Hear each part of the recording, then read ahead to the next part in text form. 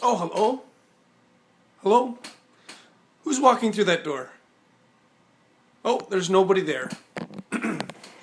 But I'm over here. Much in the way that there's nobody walking through the door of my office, I imagine that there's no way that the Winnipeg Blue Bombers are walking into the playoffs. Sure, the team right now is 2-9, and they still mathematically have a chance to make the playoffs, only in the CFL, right?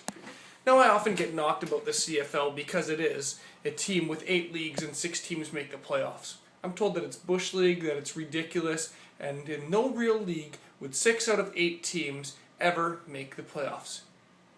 And they often compare it to the NFL, saying that the NFL is way better. But let us consider this.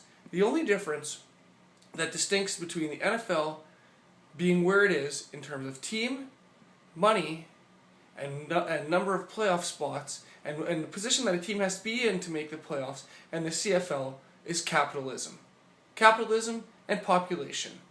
If Canada had the population of the United States of America, then there would be the money to have more teams. There'd be more money to have more teams in the CFL, there'd be more advertising dollars, there'd be more revenue dollars. You could pay players big bucks, millions of dollars, and have elite players in the CFL. But there isn't.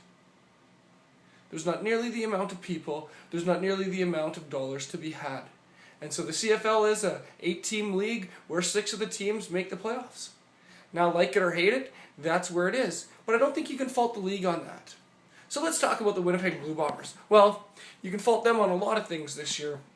One of those things being not playing football. But they're 2-9.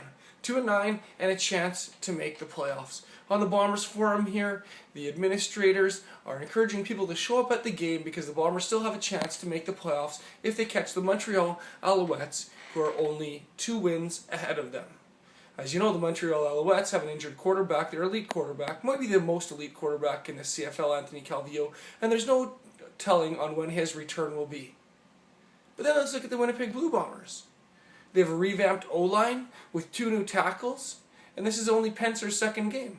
If you don't know who Pencer is, that's okay. There's been a lot of changes on the Winnipeg Blue Bombers. They have a new running back and kick returner also in. They have more lineup changes to come, they're announcing. They think that's a good thing. Also, Max Hall will be starting at quarterback. Oh great, another quarterback again starting out. Well, Max Hall may have started a game before, but this has been about the 8th or 9th quarterback in the last 1.5 to 2 years. And we're moving Javon Johnson to safety. Well, that could be promising. Or not. I guess we'll see. Akeem Foster is likely going to be in the lineup, making changes that the Winnipeg Blue Bombers think are going to make a difference. Now, other posters laugh and they just think there's no chance Winnipeg will make the playoffs, and I'm somewhat leaning in that direction. I don't think they will either. I treated the Banjo Bowl as my playoff game. I believe that was their best chance to have a meaningful game in the season. Now, we think that the changes are a good thing.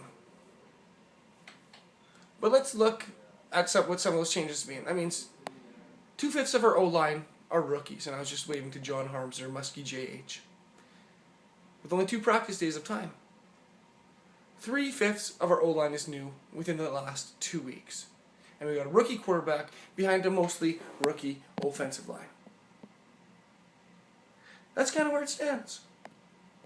Against the Edmonton Eskimos, we will be playing, who are also 2-9, but have at least shown trends to be moving in an upward manner with their quarterback, Mike Riley. So will the Winnipeg Blue Bombers win on Friday? I don't think so. Are they going to be making the playoffs? I see them walking into the playoff door to the same degree as you saw nobody walking into my door. This has been Don the Sign Guy. I'll be at the game, obviously cheering loud and proud, and hopefully be proved wrong on all of this. Thanks for watching.